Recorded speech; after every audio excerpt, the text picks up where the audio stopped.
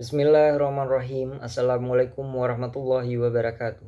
Puji syukur saya panjatkan atas kehadiran Allah Subhanahu wa taala yang telah memberi limpahan rahmat, taufik serta hidayah kepada saya sehingga akhirnya sampailah kita pada tugas final mata kuliah pengantar manajemen dan bisnis.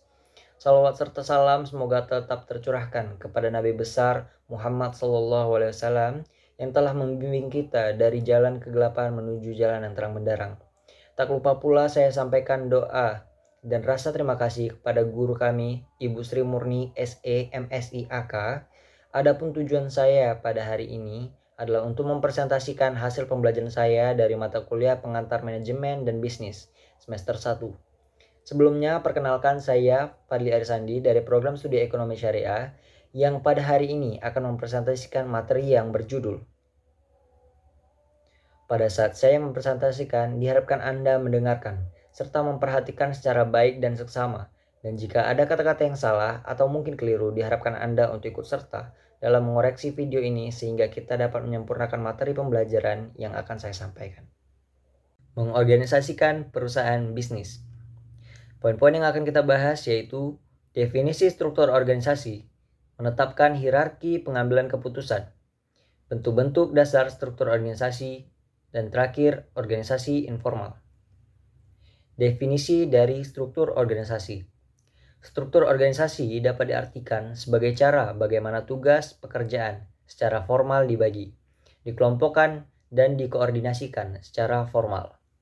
Struktur organisasi sebagai suatu garis hierarki yang mendeskripsikan berbagai komponen yang menyusun perusahaan, di mana setiap individu atau sumber daya manusia pada lingkup perusahaan tersebut kemudian memiliki posisi dan fungsinya masing-masing. Struktur organisasi sendiri dibuat untuk kepentingan perusahaan dengan sebelumnya menempatkan orang-orang yang kompeten sesuai dengan bidang dan keahliannya. Beberapa manfaat pengorganisasian antara lain ialah membantu mempermudah koordinasi antar pihak di dalam suatu kelompok, membantu membagi tugas sesuai dengan kondisi yang terjadi di perusahaan, membuat setiap bagian perusahaan mengetahui apa yang akan dilakukan dan tugas-tugasnya. Bagi HRD sendiri, dengan adanya struktur organisasi, mereka dapat mengetahui peran dan tanggung jawab karyawan-karyawannya. Dengan menempatkan seseorang ke dalam sebuah posisi dalam struktur sesuai dengan kemampuannya, juga bisa menjadi patokan HRD dalam menentukan jumlah gaji karyawan yang bersangkutan.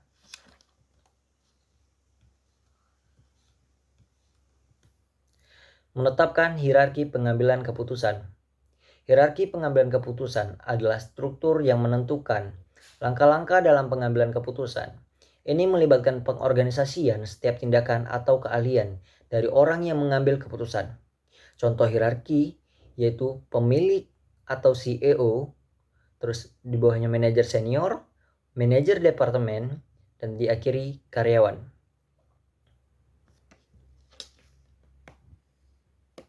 Dengan adanya hierarki dalam pengambilan keputusan, organisasi dapat langsung menyesuaikan rantai komando atau yang biasa disebut dengan birokrasi dan dapat menghilangkan hal-hal yang nantinya dapat menjadi ancaman dalam organisasi. Hierarki ini sendiri dapat berfungsi sebagai peningkat efektivitas tim dengan memfasilitasi koordinasi tindakan serta pengambilan keputusan. Tingkat hierarki dalam perusahaan dimulai dari top level management yang di dalamnya terisi oleh CEO, Chief Executive Officer, lalu ada C-level eksekutif dan dewan direksi. Lalu di bawahnya lagi ada middle management yang di dalamnya berisi manajer departemen, supervisor, dan manajer proyek. Dan diakhiri oleh lower level management yang di dalamnya berisi supervisor tim, koordinator tim, dan kepala bagian. Bentuk-bentuk dasar struktur organisasi. Struktur organisasi terbagi menjadi 6 bagian, yaitu struktur fungsional, struktur divisional, struktur organisasi lini dan staf, struktur organisasi matriks, dan terakhir struktur organisasi komite atau proyek. Struktur organisasi fungsional merupakan jenis struktur organisasi yang paling umum digunakan oleh sebuah organisasi atau perusahaan. Dalam struktur organisasi fungsional, pembagian kerjanya kemudian dilakukan berdasarkan pada fungsi masing-masing manajemen. Di antaranya manajemen keuangan, manajemen pemasaran, manajemen sumber daya manusia, manajemen produksi, dan lain-lain. Setiap karyawan yang memiliki skill dan keterampilan yang sama akan dikelompokkan ke dalam satu unit kerja yang sama. Lalu, struktur organisasi divisional adalah jenis struktur organisasi yang melakukan pengelompokan berdasarkan pada kesamaan produk, jasa, servis, layanan, pasar, dan letak geografisnya. Yang ketiga yaitu struktur organisasi lini. Hubungan antara atasan dengan bawahan terjadi secara langsung dan vertikal, di mana sejak dari pimpinan tertinggi sampai dengan karyawan dengan jabatan terendah, dalam struktur organisasi ini dihubungkan dengan garis komando atau garis wewenang. Struktur organisasi lini dan staf. Jenis struktur organisasi ini adalah penggabungan antara kombinasi dari struktur organisasi lini dengan asas komando. Akan tetapi tugas pimpinan dibantu oleh beberapa staf. Setiap staf pada struktur organisasi ini dan staf memiliki peran dalam memberikan saran, masukan, bantuan pikiran, ide-ide, dan setiap gagasan yang baru serta data-data informasi yang dibutuhkan oleh pimpinannya. Struktur organisasi matriks adalah sebuah struktur organisasi yang merupakan penggabungan antara struktur organisasi fungsional dengan struktur organisasi divisional dengan tujuan untuk saling melengkapi dan menutupi kekurangan-kekurangan yang terdapat pada kedua struktur organisasi tersebut. Struktur organisasi jenis ini sering juga dikenal dengan nama struktur organisasi proyek. Karena setiap karyawan pada unit kerja struktur organisasi ini yang berfungsi harus mengerjakan proyek-proyek organisasi yang dibebankan kepadanya. Dan terakhir, struktur organisasi komite. Dalam struktur organisasi ini, setiap tugas kepemimpinan dan tugas-tugas khusus lainnya harus dilaksanakan dan dipertanggungjawabkan secara kolektif oleh sekelompok pejabat yang berupa dewan atau komite.